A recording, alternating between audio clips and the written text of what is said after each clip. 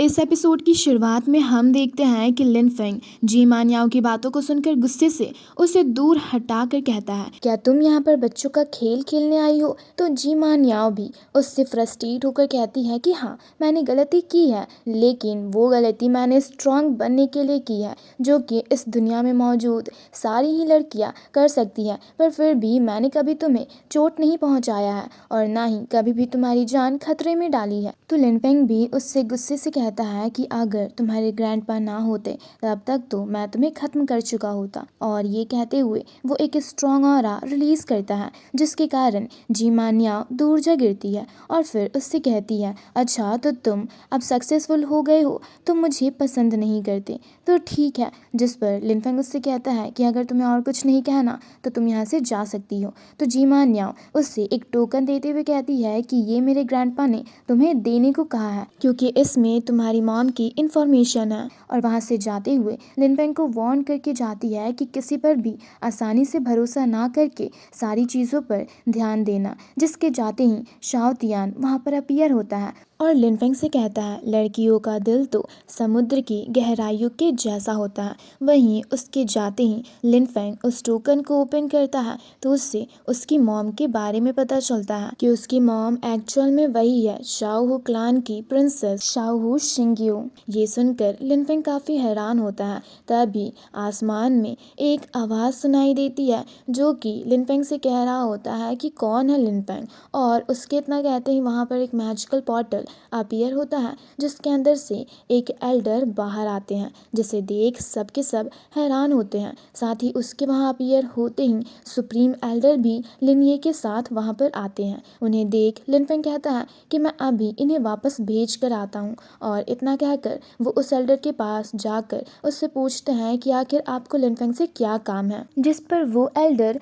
लिन Feng से कहते हैं कि मेरा नाम हुजांग है और मैं यहाँ पर तुम्हारे और एल्डर डिंग मोबाई के बीच हुए फाइट को लेकर इन्वेस्टिगेट करने के लिए आया हूँ, क्योंकि मुझे सेक्ट ने भेजा है। ये सुनकर लिन फेंग उनके साथ कोऑपरेट करने के लिए तैयार हो जाता है, लेकिन वो उससे कहते हैं पर उसके लिए तुम्हें मेरे साथ चलना होगा। और इतना कहकर वो एक पोर्टल एक्टिवेट करते हैं, जिसे देख शाओ तियान लिन फेंग से जाकर केयरफुल रहने को कहता है, क्योंकि उसके मुताबिक ये लोग उसे फंसा भी सकते हैं। जिस पर लिन फेंग उससे कहता है कि तुम फिक्र मत करो। और उसके बाद वो एल्डर हुजांग के साथ उनके पैलेस में जाता है, जहाँ पर एक बंदा एल्डर हुजांग को एक क्रिस्टल देता है, जिसके जरिए एल्डर हुजांग को सारी सच्चाई पता चलती है। तो वो लिन फेंग से कहते हैं कि तुम फिक्र मत करो, मैं इसके बारे में जाकर सेक्ट को ज़रूर रिपोर्ट करूंगा और तुम्हें इंसाफ दिलाऊंगा। और इतना कहकर वो उस क्रिस्टल को अपने बंदे को दे देते हैं, जिसे लेकर वो वहाँ से चला जाता है। जिसके जाते ही लिन फेंग एल्डर हुजांग को शुक्रिया कहता है।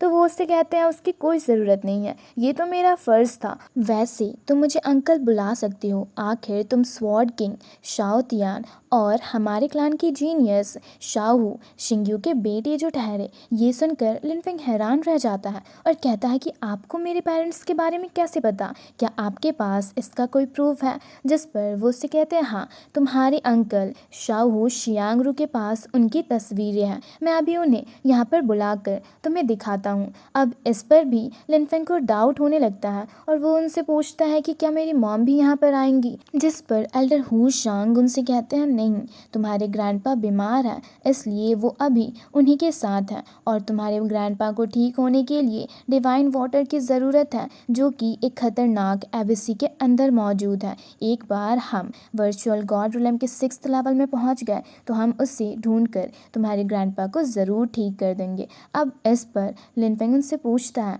अगर सच में शाओहू शिंग्यू मेरी मॉम है तो आखिर वो मुझे ढूंढने के लिए मिंग्यू कॉन्टिनेंट में क्यों नहीं आई? अब ये सुनकर एल्डर हुजांग उनसे कहते हैं, क्योंकि तुम्हारे डैड के बहुत सारे दुश्मन थे, इसलिए तुम्हारी मॉम चाहती थी कि तुम सेफली बड़े हो, इसी वजह से वो तुमसे कभी मिलने नहीं गई। ये सुनकर सच में लिन फेंग को उनकी बातों पर यकीन हो जाता है और वो काफ़ी इमोशनल भी होता है। अब इसी के साथ सीन शिफ्ट होकर लिन फेंग के मेंशन पर आता है, जहाँ पर लिन फेंग अभी भी उनकी बातों के बारे में ही सोच रहा होता है और शाओतियान भी उससे यही पूछ रहा होता है कि क्या सच में वो ओल्ड मैन जो कुछ भी कह रहा था वो सब सच था। अब इस पर तो अभी तक लिनफेंग को भी पूरी कंफर्मेशन नहीं थी, इसलिए वो कहता है कि हाँ, मैं भी यही उम्मीद करता हूँ कि उन्होंने जो कुछ भी कहा वो सब सच हो। अब इसी तरह वो लोग आपस में बातें कर ही रहे होते हैं कि तभी वहाँ पर एल्डर हुजांग उसी शाओ शियांगरू नाम के बंदे को लेकर आते हैं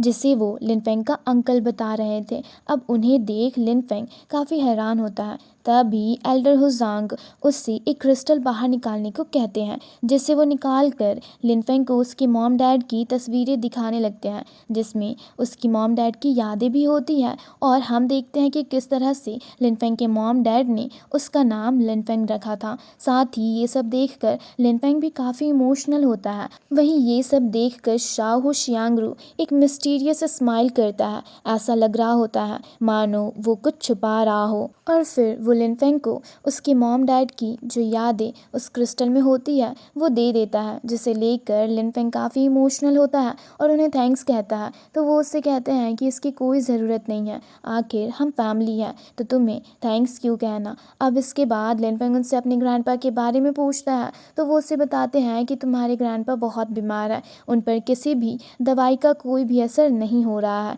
इतना सुनते ही शाओतियान उनसे कहता है कि अगर वो अब भी जिंदा है तो मेरे मास्टर तो काफ़ी आसानी से उन्हें ठीक कर सकते हैं। ये सुनकर वो दोनों ही चौंक जाते हैं और लिनफेंग को लेकर शाहू फैमिली के लिए निकल जाते हैं। जिसे जाता देख जी मान्याओ काफ़ी परेशान होकर अपने ग्रैंडपा से कहती है कि लिनफेंग तो उनके साथ शाहू फैमिली के लिए निकल गया, अब हम क्या करेंगे। ये सुनकर उसके ग्रैंडपा काफ़ी मायूस होकर कहते हैं कि मैंने लिनफेंग जैसे सन इन लॉ को खो दिया। जिस पर जी मान्याओ गुस्से से कहती है ये आप क्या कह रहे हो, और वैसे भी मुझे कहाँ ही पता था कि उतने स्मॉल टाउन का बंदा एक दिन स्वॉर्ड किंग बन जाएगा। जिस पर उसके ग्रैंडपा उसे समझाते हुए कहते हैं कि ये तुम क्या कह रही हो, तुम्हें पता है ना कि लिनफेंग स्वॉर्ड किंग लिन शाओतियान का बेटा है, तो आखिर ये एक आम इंसान कैसे हो सकता है। अब उनकी बातों को सुनकर जी मान्याओ को भी अपने किए पर पछतावा हो रहा होता है। अब इसी के साथ सीन शिफ्ट होकर यहाँ शाओ फैमिली के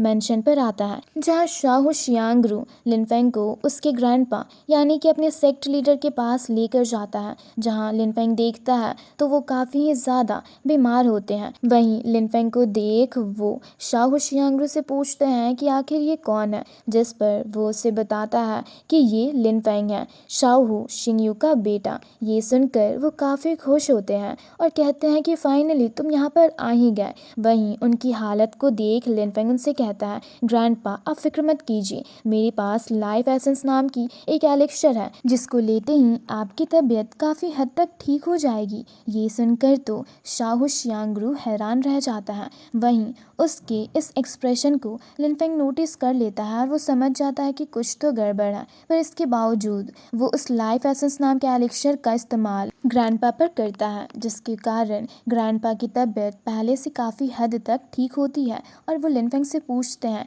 कि क्या यही तुम्हारे डैड एबसीज से लेकर आए हैं। ये सुनकर शाओ शियांगरू उन्हें लेटाते हुए कहता है कि आप ये सब ना कहकर बस आराम कीजिए क्योंकि अभी आपको बस आराम की ज़रूरत है। साथ ही लिनफेंग के एलिक्सर के इस्तेमाल करने के बाद ही शाओ शियांगरू का एटीट्यूड काफ़ी ही हद तक चेंज हो जाता है और फिर वो काफ़ी रूडली लिनफेंग से कहता है कि चलो मैं तुम्हें ठहरने का जगह दिखाता हूँ और कल हम तुम्हारी मॉम के पास जाएंगे। वहीं उसके इस एटीट्यूड को देख कर तो लिनफेंग सारी ही बातें समझ जाता है और उसे फॉलो करने लगता है। वहीं उन्हें जाता देख ग्रैंडपा कहते हैं कि लिनफेंग का यहाँ पर आना हमारे लिए अच्छा है या बुरा ये तो आगे ही पता चलेगा। अब इसी के साथ सीन शिफ्ट होकर एक मेंशन पर आता है जहाँ हम देखते हैं कि शाओ शियांगरू लिनफेंग को लेकर आता है। वहीं वहाँ का इन्वायरमेंट को देख लिनफेंग को थोड़ा अजीब लगता है क्योंकि वहाँ के इन्वायरमेंट से लिनफेंग को थोड़ा सा चक्कर जैसा आ रहा होता है। वहीं हम दो लड़कियों को देखते हैं जिन्हें शियांग-रू लिनफेंग का ध्यान रखने को कहता है और लिनफेंग से ये भी कहता है कि आज तुम आराम करो, कल हम तुम्हारी मॉम के पास जाएंगे। और इतना कहकर वो वहाँ से चला जाता है। वहीं वहाँ का इन्वायरमेंट को देखकर तो शाओतियान पागल ही हो जाता है और कहता है कि ये जगह कितनी ज़्यादा खूबसूरत है। पर वहीं लिनफेंग उसे कंट्रोल करते हुए उन दोनों लड़कियों से कहता है कि मुझे तुम्हारी ज़रूरत नहीं है, इसलिए तुम लोग यहाँ से जा सकती हो। और उनके वहाँ से जाते ही वो शाओतियान के साथ मेंशन के अंदर जाने लगता है, जिसके अंदर जाने से पहले सीनियर लेई लॉन्ग लिनफेंग को बताते हैं कि इस मेंशन के अंदर एक ट्रू गॉड लेवल के कल्टीवेटर की रेमिनेंट मौजूद है, इसलिए तुम केयरफुल रहना। ये सुनकर लिनफेंग कहता है ठीक है और उस मेंशन के अंदर बैठकर कल्टीवेट करना शुरू कर देता है। और वो कल्टीवेट कर ही रहा होता है कि इतने में ही वहाँ पर एक लड़की आती है जो कि लिनफेंग को देख कहती है कि मुझे मास्टर ने ऑर्डर दिया है, इसलिए मैं यहाँ पर स्पेशली आपको सर्व करने आई हूँ। और इतना कहकर वो लिनफेंग के पास जाकर उसके साथ फ्लर्ट करने लगती है। ये देख शाओतियान कहता है कि मैं बाहर जाता हूँ, लेकिन लिनफेंग उसे बाहर जाने से रोक देता है और उससे कहता है ये तुम क्या सोच रहे हो, क्या तुम्हें सच में ऐसा लगता है कि मैं इस तरह का इंसान हूँ। और इतना कहते हुए वो उस लड़की से कहता है कि मुझे इन सब चीज़ों में बिल्कुल भी इंटरेस्ट नहीं है, इसलिए तुम यहाँ से जा सकती हो। लेकिन फिर भी वो लड़की वहाँ से जाने का नाम ही नहीं ले रही होती, तो लिनफेंग गुस्से से एक स्ट्रॉन्ग ऑरा रिलीज करता है जिससे वो दूर जा गिरती है और फिर गुस्से से वहाँ से चली जाती है। ये देख शाओतियान लिनफेंग से कहता है कि इतनी खूबसूरत लड़की खुद आपके पास चलकर आई थी और आपको उसी में इंटरेस्ट नहीं है, ये क्या बात हुई। जिस पर लिनफेंग उससे कहता है तुम सच में पागल हो। अब उसकी बातों को सुनकर शाओतियान उस लड़की के लाए हुए लैंप के पास जाता है, तो वो लैंप एक पॉइजनस गैस रिलीज करने लगती है जिसके चपेट में आकर शाओतियान गिर पड़ता है और समझ जाता है कि उसके अंदर से पॉइजन रिलीज हो रही थी। अब इतना कहते ही वो लिनफेंग से मदद मांगने लगता है, तो लिनफेंग अपनी पावर्स का इस्तेमाल करके उसके बॉडी से सारे पॉइजन्स को रिमूव करके उसे ठीक कर देता है। अब ठीक होने के बाद लिनफेंग की शाओतियान काफ़ी ज़्यादा तारीफ करता है और कहता है मास्टर आप तो सच में कमाल के हो, लेकिन आपको इन सब चीज़ों के बारे में कैसे पता चला। जिस पर लिनफेंग उससे बताता है कि शाहू शियांग-रू के बिहेवियर से। ये सुनकर शाओतियान चौंक जाता है और कहता है लेकिन वो तो आपके अंकल है, तो आखिर वो ऐसा कैसे कर सकते हैं। जिस पर लिनफेंग कहता है अब ये सब उसकी एक चाल थी मुझे फंसाने के लिए, लेकिन अच्छा हुआ कि मैं उनके चाल को पहले ही समझ गया हूँ। जिस पर शाओतियान उससे पूछता है तो आखिर आपकी मॉम कहाँ पर होगी। जिस पर लिनफेंग कहता है उनके लिए ही तो मैं स्पेशली यहाँ पर आया हूँ, इसलिए तुम छुप जाओ और बाकी सब मुझ पर छोड़ दो। और इतना कहने के बाद वो अपने जोड लोटस क्रिएशन को बाहर निकालता है और इसकी पावर्स का इस्तेमाल करके वहाँ से सारे ही पॉइजनस गैस को रिमूव कर देता है और कहता है कि ज़रूर इसी तरह से इन लोगों ने मेरे डैड को भी अपने जाल में फंसा लिया होगा, पर अफसोस ये लोग मुझे अपने जाल में फंसाने में कभी भी कामयाब नहीं होंगे। अब इसी के साथ सीन शिफ्ट होकर शाहू शियांग-रू पर आता है, जहाँ पर वही लड़की आती है जिसे लिनफेंग ने भगा दिया था अपने मेंशन से, और वो शाहू शियांग-रू से कहती है कि मैंने अपना काम पूरा कर दिया है। ये सुनकर वो उससे पूछता है कि तुमने अपना काम ठीक से तो किया था ना, कहीं उसने नोटिस तो नहीं कर लिया होगा। जिस पर वो उससे कहती है कि आप बिल्कुल भी फिक्र मत कीजिए, मैंने उस पॉइजनस लैंप को उसके रूम में ही छोड़ दिया है और मैं काफ़ी केयरफुल भी थी, इसलिए उसे ज़रा सी भी भनक नहीं हुई। साथ ही वो लैंप की पॉइजन बहुत ही ज़्यादा जहरीली है। साथ ही मैं आपको ये भी बता दूँ कि उस पॉइजन में उसके घर के बाहर मौजूद उन इविल लोटस के एसेंस भी शामिल है, जिनसे बचना तो वर्चुअल गॉड रिलम के 6th लेवल के कल्टीवेटर के लिए भी बहुत ही ज़्यादा मुश्किल होता है, और ये तो बस तोंगतियान जिन रिलम में है। ये सुनकर शाहू शियांग-रू कहता है कि वो लिनफेंग भले ही बहुत यंग है लेकिन बहुत ही ज़्यादा टैलेंटेड है। और वो लोग आपस में बातें कर ही रहे होते हैं कि तभी वो देखता है कि एक बंदा काफ़ी ही तेज़ी से लिनफेंग के मेंशन के अंदर जाता है। वहीं दूसरी तरफ हम देखते हैं कि वो बंदा और कोई नहीं बल्कि लिनफेंग के ग्रैंडपा होते हैं, जो कि उससे कहते हैं कि तुम जल्दी यहाँ से निकल जाओ क्योंकि ये जगह तुम्हारे लिए सेफ बिल्कुल भी नहीं है। साथ ही वो वहाँ मौजूद उस पॉइजनस लैंप को देख गुस्से से उसे दूर फेंक देते हैं और कहते हैं ये पॉइजनस लैंप उन लोगों ने यहाँ पर रख दिया है, आखिर उनकी हिम्मत भी कैसे हुई।